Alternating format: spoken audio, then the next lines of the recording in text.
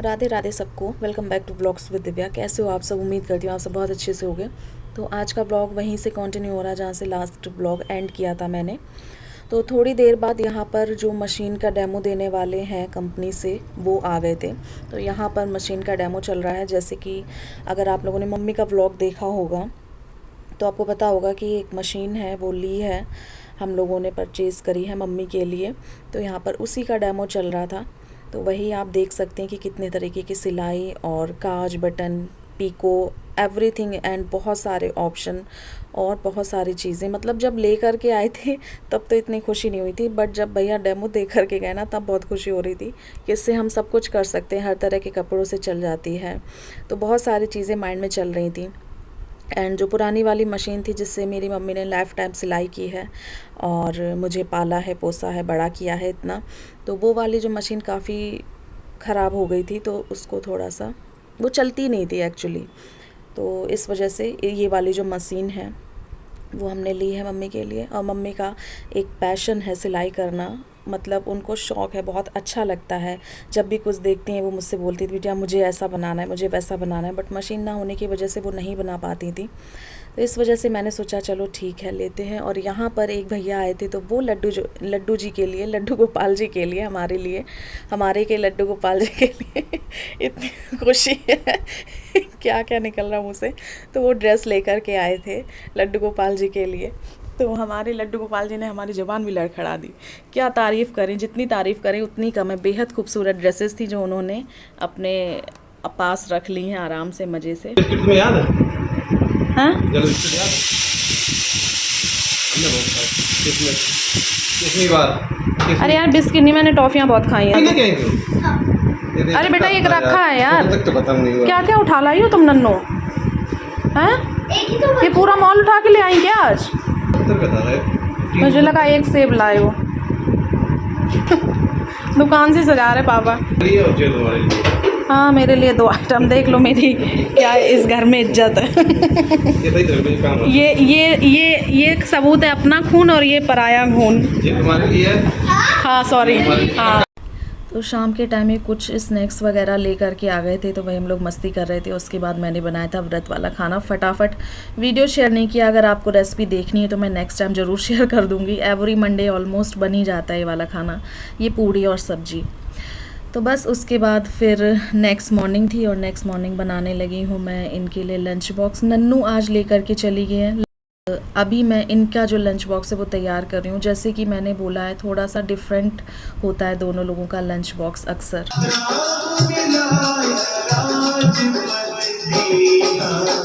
मैं डेली सुबह शाम भजन ज़रूर सुनती हूँ और हनुमान चालीसा मतलब मुझे सुनना ही सुनना रहता है। ऐसा कोई भी दिन नहीं जाता जब मैं नहीं सुनती हूँ। तो वही चल रहा है और मैं अपना काम कर रही हूँ। सब्जी बन गई है ऑलमोस्ट। मखाने भी जो हैं वो मैंने भून करके रख लिए हैं और अब मैं सेक लूँगी रोटियाँ। मेरे हस्बैंड को पूड़ी पराठे से ज़्यादा रोटियाँ बहुत पसंद, मतलब रोटी वो खा लेंगे बिना बोर हुए। एक भी दिन नहीं बोलेंगे कि मुझे पूड़ी बना दो, पराठा बना दो। वो तो हम लोग बनाते हैं तो वो खा लेते हैं। तो रोटियां बना ली और मैंने बनाई है कसूरी मेथी आलू वाली सब्जी। और यहाँ पर एक अचार की डिब्बी रखी हुई थी, ये किसी में निकली थी एक्चुअली, किसी पैकेट में। हाँ हल्दीराम के समोसे मंगाए थे काफ़ी दिन पहले तो उसमें रखी हुई थी।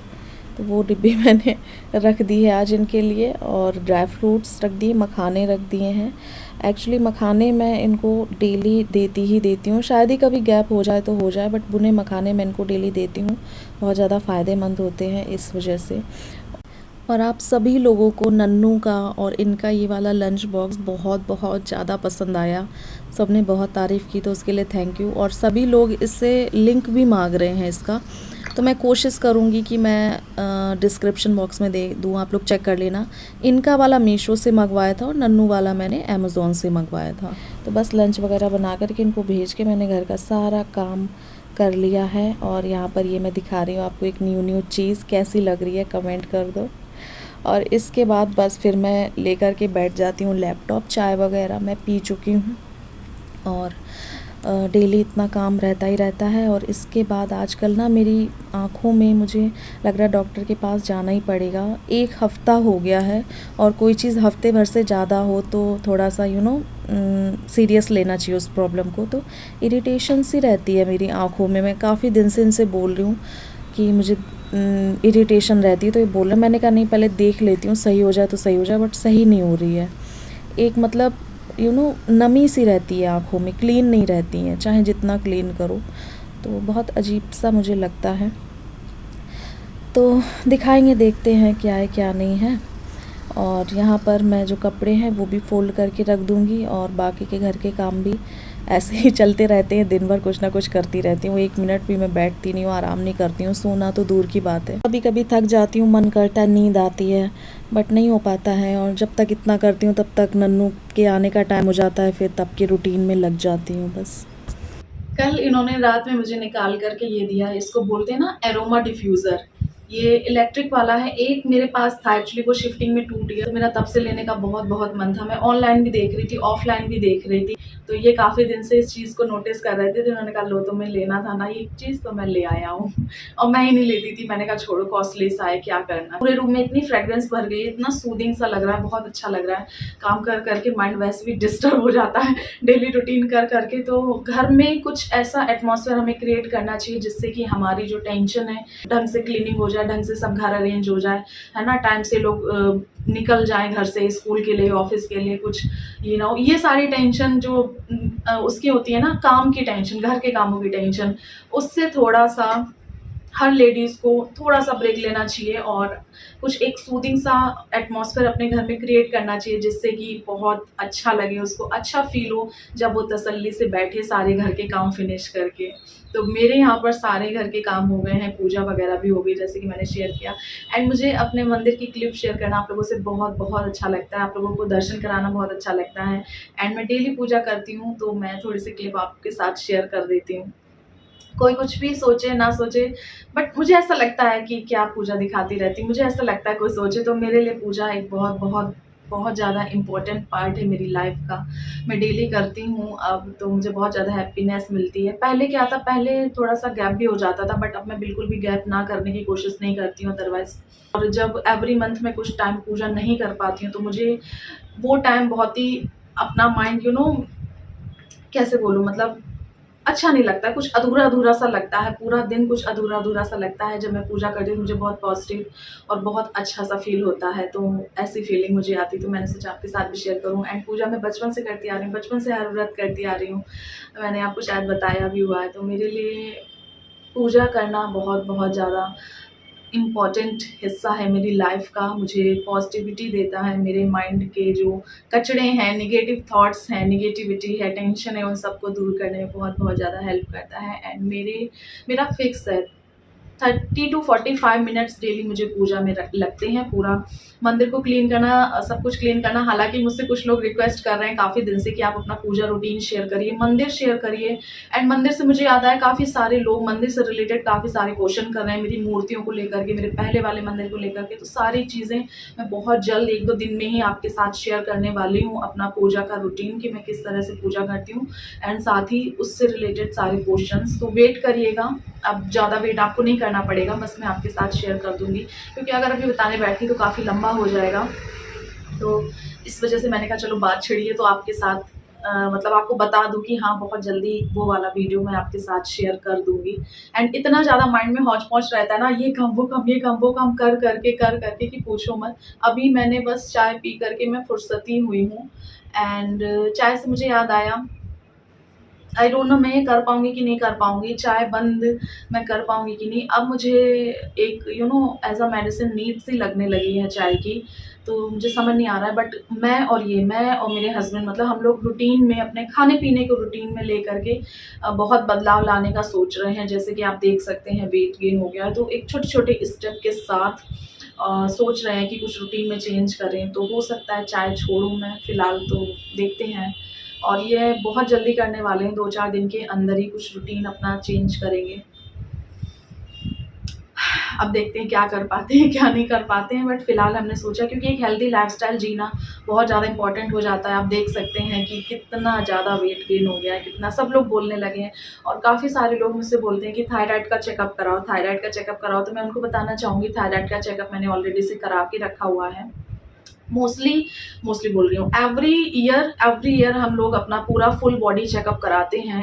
तो मेरा चेकअप हो गया है थायराइड का, मैं कराती रहती हूँ, तो मेरे को टच वुड अभी तक तो नहीं है थायराइड की प्रॉब्लम। बस ये है कि ये आप कुछ लोग होते हैं टेंशन में सूख जाते हैं और कुछ लोग होते हैं टेंशन में फूल जाते हैं, तो मैं उन्हीं लोगों में से हूँ जो टेंशन में फूल जाते हैं। मेरे अंदर हवा भर गई और मैं गुब्बारे की तरह फूल गई हूँ और दम बिल्कुल भी नहीं बची है। दम बिल्कुल भी नहीं बची इन द सेंस कह रही हूँ इसलिए क्योंकि हैं बहुत सारी चीज़ें ऐसी कि ये जो मोटापा बढ़ा है ये ओवर ईटिंग तो नहीं बोलेंगे, ओवर ईटिंग इस हिसाब से बोलेंगे कि मतलब टाइम बे टाइम खा लेना, है ना? टाइम बे टाइम खा लेना और जब भूख लगी है तब खाना नहीं क्योंकि उस टाइम टेंशन है और जब मूड सही हुआ तब थोड़ा-सा लेकर के बैठ के खा लेना। उल्टा-सीधा खाना, बाहर का तो हालाँकि हम बोलेंगे कि हमारा छूट गया है पूरे तरीके से क्या 99% छूट गया है, 1% रह गया होगा क्योंकि और बाहर के खाने से भी मेरे पास लोग पूछते हैं अब आप बाहर का कैसे मैनेज करते हो, क्या करते हो? तो हम बाहर भी बिना ऑनियन गार्लिक का ही खाते हैं और अब हमें कोई ऐसा इश्यू भी नहीं होता। हम 6 मंथ पहुँचने वाले हैं हम लोग बिना ऑनियन गार्लिक के।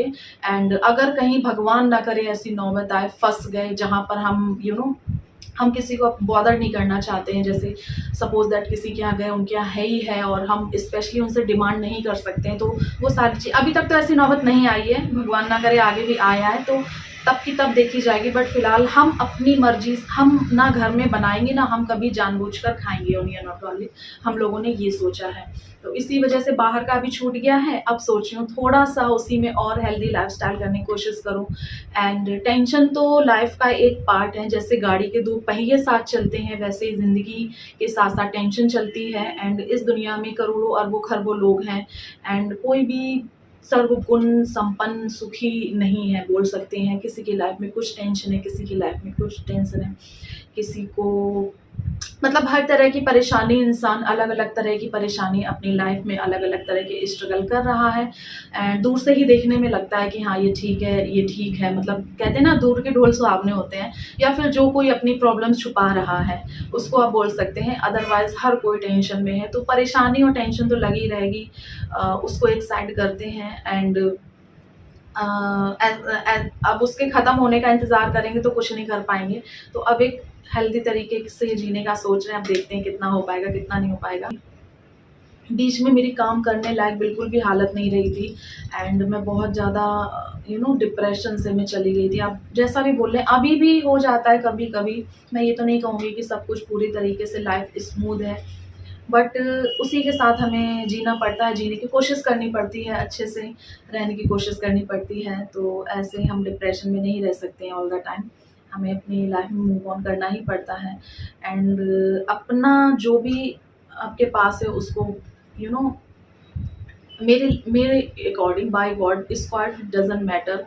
स्क्वायर फीट समझ रहे हैं ना मैं क्या बोलना चाह रही हूँ? हैप्पीनेस एंड पीस बहुत ज़्यादा मैटर करती है।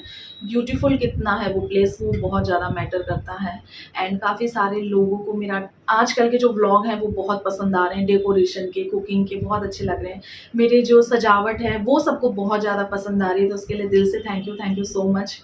आप लोगों को इतना पसंद आया। काफ़ी सारे लोग बोलते हैं तुमको तो झोपड़ी को भी महल बना दोगी, तुम जहाँ भी रहोगे उसको स्वर्ग बना दोगी। तो इतने हैवी वर्ड्स मेरे लिए आप लोग यूज़ करते हो, उसके लिए दिल से थैंक यू। हालाँकि मैं इस लायक नहीं हूँ, बट फिर भी आप लोग मुझे इस लायक समझते हो, मेरी तारीफ़ करते हो, तो उसके लिए थैंक यू सो मच।